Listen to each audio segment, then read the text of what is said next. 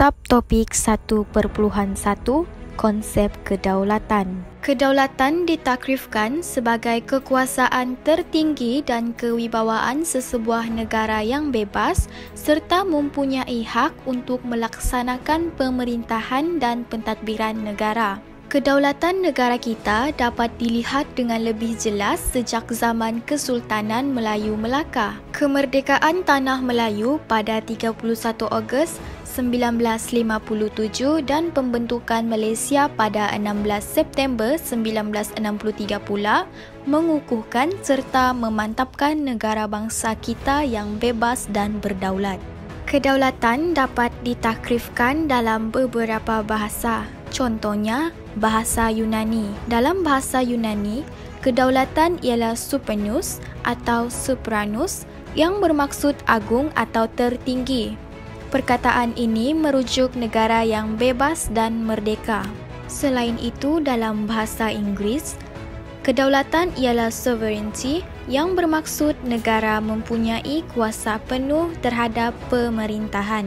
Dalam bahasa Arab pula, perkataan kedaulatan berasal daripada kata daulah yang bermaksud kuasa pemerintahan sesebuah kerajaan.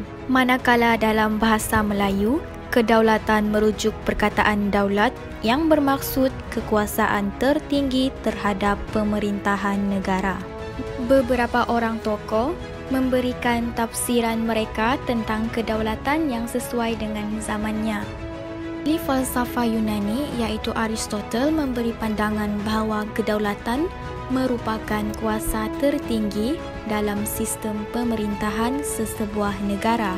Kedaulatan merujuk kerajaan yang terikat oleh undang-undang. Selain itu, ilmuwan Islam Ibn Khaldun memberi pandangan bahawa kedaulatan merupakan kekuatan dan kekuasaan sesebuah negara berasaskan semangat kekitaan bangsanya. Kekuatan semangat kekitaan yang diiringi dengan kekuatan semangat beragama menyebabkan sesuatu bangsa rela untuk berkorban demi mencapai cita-cita yang sama. Seterusnya, ahli falsafah politik Perancis iaitu Jean Boyden memberi pandangan bahawa kedaulatan merupakan kuasa tertinggi dalam sesebuah negara. Kedaulatan mempunyai sifat kekal dan mempunyai kuasa tidak terbatas untuk membuat undang-undang, mentafsir dan melaksanakannya. Perdana Menteri Malaysia pertama iaitu Tunku Abdul Rahman Putra Al-Haj memberi pandangan bahawa kedaulatan dibina berdasarkan prinsip kebebasan dan keadilan yang sentiasa memperjuangkan kebajikan dan kesejahteraan rakyat. Akhir sekali, mantan Ketua Hakim Negara iaitu Tun Dr. Mohamed Saleh Abbas memberi pandangan bahawa kedaulatan merupakan asas negara yang merdeka, memiliki kebebasan pada peringkat antarabangsa bersama dengan hak dan kuasa untuk mengatur urusan dalam negeri tanpa telunjuk asing. Kedaulatan adalah berbeza mengikut bentuk pemerintahan yang diamalkan oleh sesebuah negara.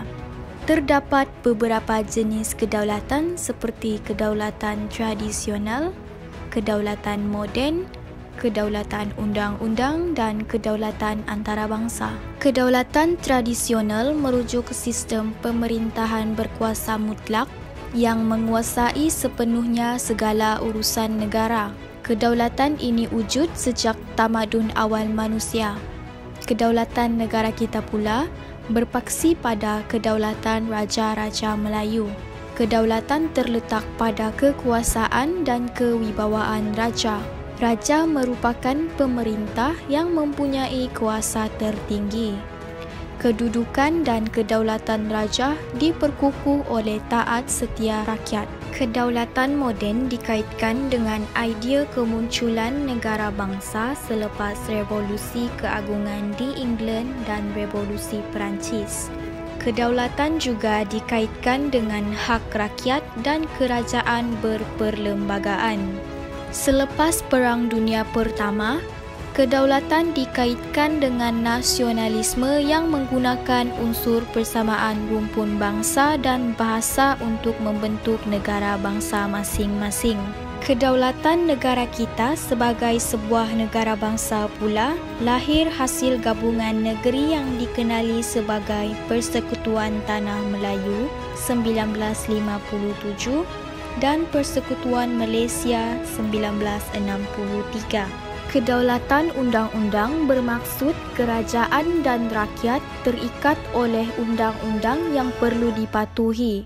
Kedaulatan undang-undang menjamin keadilan dalam kehidupan bermasyarakat serta menjadikan negara aman, stabil dan makmur. Badan kehakiman yang bebas dan berwibawa diwujudkan untuk memelihara dan melaksanakan kedaulatan undang-undang.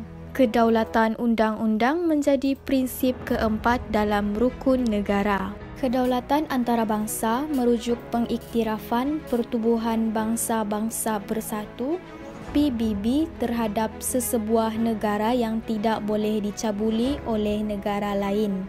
Deklarasi Hubungan Persahabatan PBB 1970 mengesahkan prinsip persamaan kedaulatan dari segi undang-undang antarabangsa. Keanggotaan negara kita dalam PBB membuktikan bahawa dunia mengiktiraf negara kita sebagai sebuah negara yang bebas, merdeka dan berdaulat.